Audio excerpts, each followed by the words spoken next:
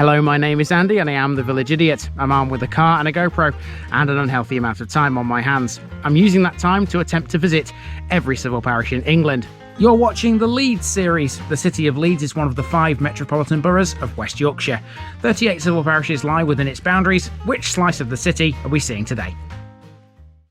Now, earthworks, we see them all the time on this channel, and this morning I'm beginning this episode on top of probably one of the most prominent mounds I've ever come across.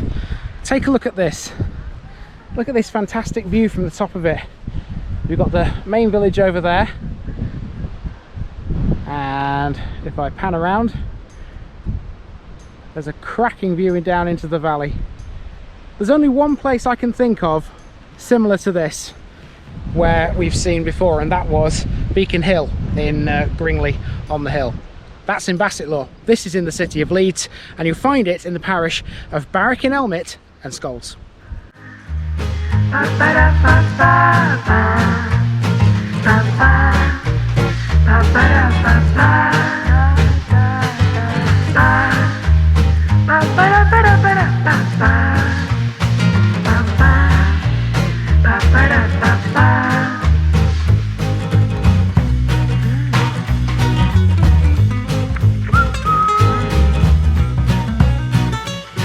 This Leeds video is sponsored by Past Days, a family history blog by June Terrington. You'll find her link in the description. Here's my disclaimer for people who may be watching me for the first time. I say things as I would in my native accent and dialect. As a result, I may not pronounce things in the same way as the locals do. Remember, I'm a visitor. It's impossible to know everything. Leave me a comment, spin me a like, and bash that subscribe button. Let's get to today's parish video. Barwick in Elmet, some 7 miles east of Leeds, is where we are today. Despite its spelling of Barwick, it's pronounced Barwick. We begin our trip through this massive parish of Leeds in Kiddal. Kiddal is one of the smaller settlements within Barwick's boundaries. It lies on the A64 in the very far north of the area. It has a pub called the Fox and Grapes, which I just about caught at the start. Then there's also Potterton, an even smaller hamlet lying between Kiddal and Barwick. It's so small that there really isn't much in the way of habitation other than Potterton Hall and a few isolated houses here and there. The other settlement within Barwick's boundaries is Scholes, but we'll get to that later. Barwick is one of only 3 places in the area to be explicitly associated with the Kingdom of Elmet. The name Barwick comes from the Old English words bear and wick, and literally means a barley farm or an outlying grange or part of an estate reserved for the Lord's use producing barley. It was recorded in the Domesday Book as Berith and Beirut, although as far as I know there's no connection to Lebanon. In Elmet distinguishes it from other barracks in the country. Barwick has 2 small churches, one Church of England and one Methodist. The former is a Grade 2 listed building, which includes Anglo-Saxon and Norman stonework. It has a 14th century chancel and various later additions and alterations. The Unitarian minister Newcomb Cap was married here in 1788, his second marriage to Catherine Cap. Outside in the churchyard is this small structure. Initially I thought it might have been a cross shaft, but as it turns out it was a very nice little sundial.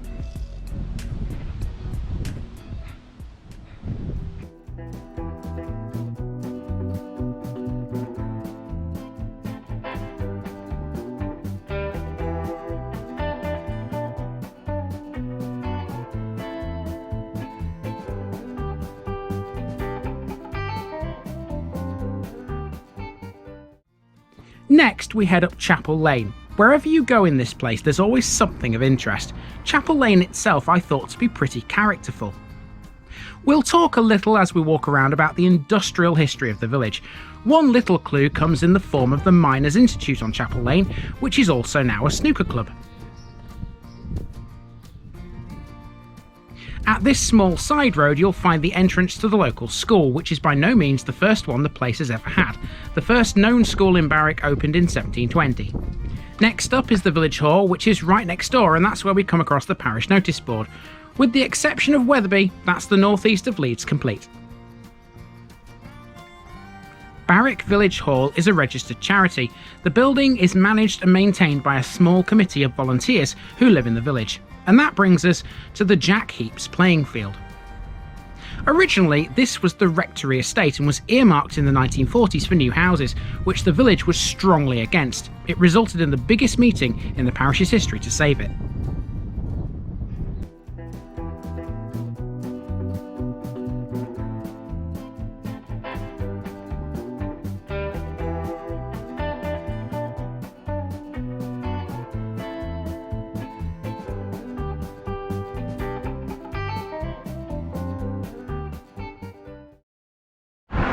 So Barwick and Elmet is quite a large place, and I expected it to be fairly busy, you know, with people milling around doing their thing.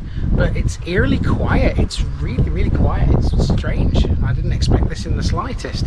It's almost as if I'm in a place that's in the middle of nowhere, but this truly is not that. Now we're on Main Street, where there's a lovely little information board. Don't forget, as informative as I make these, I can't fit everything in, so these are always worth a read. Some of Barwick's historic buildings no longer stand. For example, these thatched cottages were called Ye Attic Abode and were demolished in around 1910. It's believed one, if not both, were used by a group of artists. They produced a Christmas card in 1899 with a pen and ink drawing of the cottages, signed "From Ye Attic Abode" with their initials. Barwick has 3 public houses: the New Inn, the Black Swan and the Gascoigne Arms, and all 3 are very much still in business. This is the New Inn, the furthest away from the village centre. Around the corner on Leeds Road there's a small shop, but this is by no means the only retail service in Barwick. Far from it. There's a small shopping area on Main Street. I can't pass one of these things anymore without capturing them. These old street signs with the roundel on the top are becoming more and more scarce, it seems. I don't think it's the village, but I am struggling to follow this route. I think it's more to do with the weather. I think it's because it's quite warm. I'm not concentrating as much as I should be on what's where. It's not registering up here. But yeah, it is a bit of a mazy village, this one. It's got plenty of twists and turns here and there. So probably a combination of them both, actually. Throughout the 20th century, the village grew, with many modern houses being built in and around the village by both private developers and the local corporations. The Richmond Fields area, which we're in now, is a good example of that. During the same period, many of the older cottages in the village were converted into shops and other small businesses. For much of its history, though, the village supported a mainly agricultural community. From the late 17th century until the early 20th century, many residents were employed in the local mining industry. Today, whilst still having a rural agricultural feel, the village supports many trades as well as housing for people who work in Leeds and York. One thing that helps the rural feel can be found at the foot of this housing estate. This is the Barwick Community Orchard, a peaceful wooded area by the side of a stream. It's only been here since 2016. The orchard is still very much a work in progress, but given time it will have a variety of crops, including apples, pears, plums, cherries and even walnuts and sweet chestnuts. That last little section through all those houses down to where we are now was a gentle decline to this footpath. So that means there must be a hill to walk back up at some point. Joy of joys. For a time, the Manor of Barwick and Scholes was in the ownership of the Gascoigne family. That's a familiar name around here. You may recall them from the Parlington and the Lotherton episodes. That's why this part of the village we're in now, and one of the other pubs we've yet to come across, bears the name Gascoigne.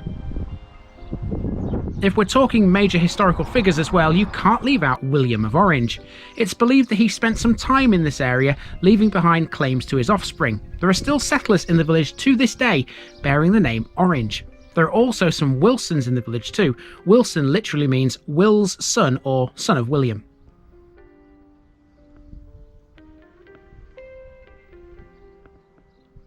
I thought these hanging baskets were pretty. You might notice too that these posts they're hanging from are sponsored. I recall seeing this in Cawthorne way back in the Barnsley series. Now we're going up another footpath which links us to Carfield Road. We're heading for the centre of Barwick now, which has got some quite amazing features. Okay, with a right turn here, we're heading back towards the centre of the village, and there's still some interesting bits and bobs to catch, including a maypole. Speaking of the maypole, that leads us into a nice little musical connection. Some of you out there might be familiar with a radio show called The Archers. If not, I'll educate you here. The Archers is a BBC radio drama on BBC Radio 4, their main spoken word channel, which has been broadcast since 1951. Its theme tune is called Barwick Green, and it was written by Arthur Wood in 1924. A Yorkshireman himself, Barwick Green is what's known as a maypole dance, and it's part of his My Native Health suite alongside Ilkley Tarn, Bolton Abbey and Nesborough Status. Widge, the protagonist in the Shakespeare Stealer, a 1998 young adult novel by Gary Blackwood, is from Barwick and Elmet. We've now made our way onto Main Street and we're at the shops. These include the larger of Barwick's two general stores, which also has a post office. There's an Italian takeaway, a bicycle store, a florist's, a baker's, a hair and beauty salon and a car mechanics. There are further amenities in nearby Garforth, Crossgates, Seacroft and Wetherby, all of which have the main supermarkets which Barwick locals use. So you can't fail to notice the maypole here in Barwick and Elmet. There it is, towering above the centre of the village. You've got the post office on the left, there's a pub there too, and there's also a cross next to the maypole.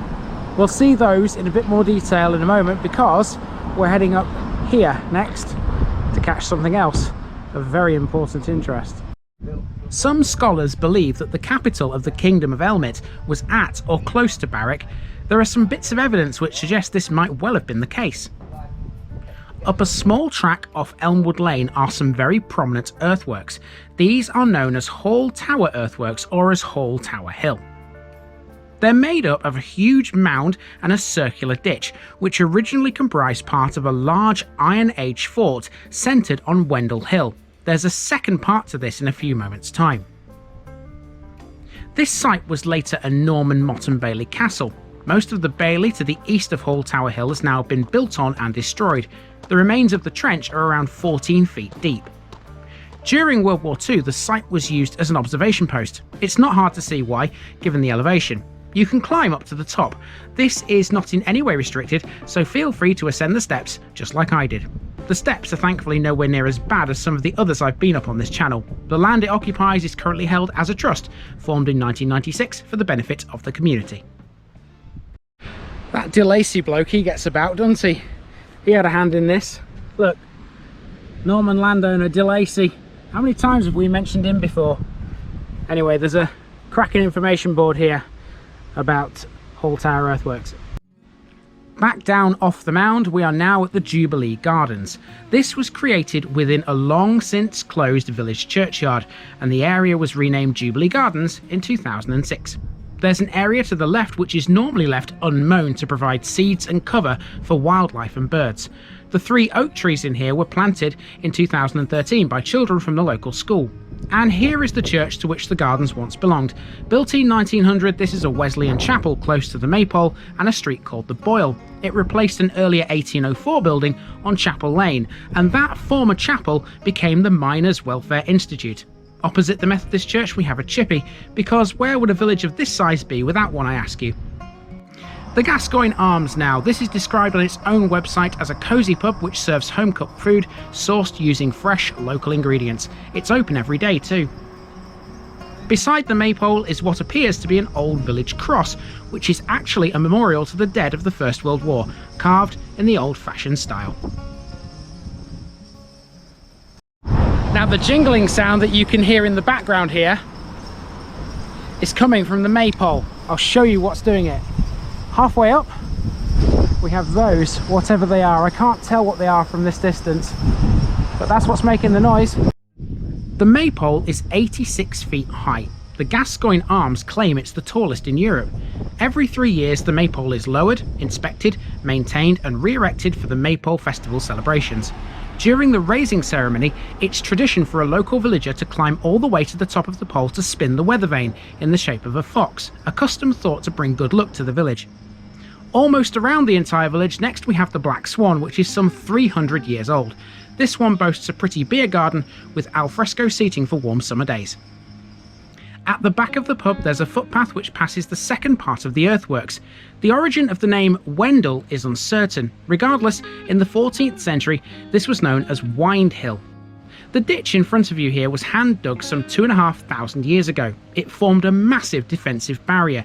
It's almost certain that a wooden palisade would have been at the top of the bank. It's a protected site, and rightly so. There are signs to tell you not to deface or deposit material in the area, although quite why anyone would want to do that is beyond me. Can you believe that all that is just half of this parish? We've done Barwick and Elmet. Now I need to move over towards Scholes and talk a little bit about that. Now Scholes is not as big as Barwick and Elmet, but it does have a few interesting bits and bobs, most of which pertain to the old railway line around here. Okay, so now we're in Scholes, which is much smaller. Now I've just driven obviously from Barwick and Elmet and passed quite a few interesting bits and bobs along this road here. Now my main route is going to go that way and up around the village, because it's sort of up there as you look at the shot here. Although I will just mention this pub here, the Barleycorn Inn. There's a church there and there's another church over there. If there's anything else in between Scholes and Barwick and Elmet which I've not recorded, let me know in the additional information below. Scholes is sometimes known as Scholes in Elmet to distinguish it from the villages of the same name in the Home Valley and in Cleckheaton. Beginning on Main Street, this will be a short circular walk. It's got two pubs. The Barleycorn is a historic Samuel Smith pub, while the former railway station on Station Road, now known as the Buffers, has been converted into a pub and restaurant. Religious buildings wise, we have St Philip's Church, and this confused me. What you're looking at here is a modern building, and right next door there's a much older one. This appears to be the original church, but I cannot confirm this. I did an extensive amount of research trying to pin down what this was, but all to no avail. Scholes is very much a separate community from Barwick. This is its village hall, which is behind some of the houses on Main Street and accessible via a path from Bellevue Road. And Scholes has its own parish notice board, so I duly obliged. Next is a garden which you might recognise from a parish notice board episode. Here we have the Scholes World Peace Flame, which was lit in 2018. It burns continuously day and night, reminding us all of the need for peace, unity, freedom and celebration. It was lit using the original 1999 World Peace Flame, created by flying 7 flames, one from each continent, to Bangor in Wales. This one was designed and built by Roger Mawson and Glyn Davis. With those landmarks out of the way, let's walk around the rest of Scholes. It's primarily residential. In itself, it accounts for almost 28% of the total population of Barwick and Elmet and Scholes. Scholes Brick and Tile Works on Wood Lane produced high-quality bricks with which many houses in the surrounding area were built. The former site, now fishing ponds, is known as Chippy's Quarry. Chippy's Quarry is technically not in Scholes, mind you, but I won't nitpick. Next, we have the Scholes Playing Fields, which is where Scholes football and cricket clubs are based. There's a large pavilion, there are tennis courts, and there's also a bowling green. Scholes is certainly not short of a thing or two when it comes to sports, that's for sure. You can tell it's summer when cars fly past you and they've got the window down and you can hear music coming out of the radios. This one car just come past me a minute ago, blaring out the Foo Fighters. Yes, I am a massive fan. I can thoroughly recommend. To the west of Scholes and not on the route, you'll find Morwick Hall, which was built in the mid to late 18th century for Edward Grey, who was Lord Mayor of Leeds in 1749 and 1768. At the end of Rakehill Road is the second pub. This is the Buffers, which is a converted railway station. It was on the crossgates to Wetherby railway line, and it opened in 1876. It enabled residents to commute to Leeds city centre. The station was open until 1964 when the line closed under the Beeching Acts. It's the same railway line that ran through Thorner. The building was of a typical North Eastern Railway design and similar to those at Bardsey, Thorner and Collingham Bridge. There was a small goods yard with 2 sidings located to the north of the station. Moving on, Scholes is served pretty well when it comes to shops. Here we have the Scholes Superstore, and given how hot it was, I had to nip in for a drink. Friendly staff here, guys. And if you need to catch a bus to Scholes, you're well in too. You might not be able to get to Crossgates by a train anymore, but you can certainly use services 11 and 11A. I thought this might have been a care home at the time, but I wasn't far off. This is Osman House, which provides specialist care and support for up to 16 individuals with an acquired brain injury. Next we pass a plough. Barwick has one of these as well, not far from the Maypole. The agricultural history of this area of Leeds must of course never be forgotten. There's a couple more things to show you as we work our way back down Station Road. That's a dentist you can see opposite us. Scholes also has its own surgery too. And Scholes also has a school of its own, which stands next to a library, and behind this, off the road into the Winmore area of Leeds, is Chippy's Quarry. Right, it is picture bit time, my friends. I am virtually around the whole of Scholes, and of course Barwick and Elmet as well. I've just noticed this tree here. Look at this. This maple tree was planted to commemorate 80 years of the Women's Institute in Scholes. That's a nice addition as well. Let's see what else I can find for you with today's picture bit.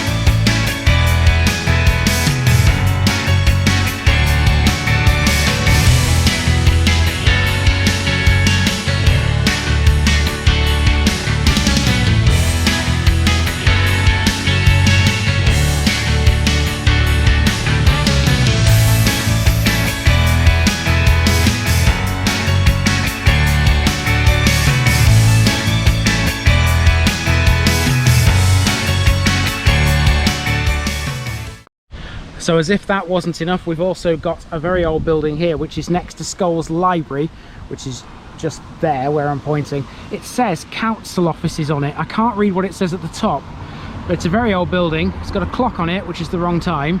It's showing 8:25. I think it stopped because the actual time is about 1 o'clock. So that's wrong. And I've just noticed this board here. I haven't read this yet, so I don't know what's on it. Oh, it looks like a war memorial. Yeah, it is. There we go. Barwick and Elmet and Scholes Ward. Yeah. Great War. There's a soldier here as well, an outline of a soldier. And there you go. That's my friend. That's Barwick and Elmet and Scholes. I'm glad this one's come to an end actually, because I say it's not very comfortable, this weather at the moment. I can't believe I've actually walked round as much as I have today in this heat, but I don't mind. I'll walk around in rain, snow, wind, hail, and of course brilliant sunshine. At least it looks nice, doesn't it? This has been the parish of Barwick and Elmet and Scholes, and I've been Andy, also known as the Village Idiot, and I'm out.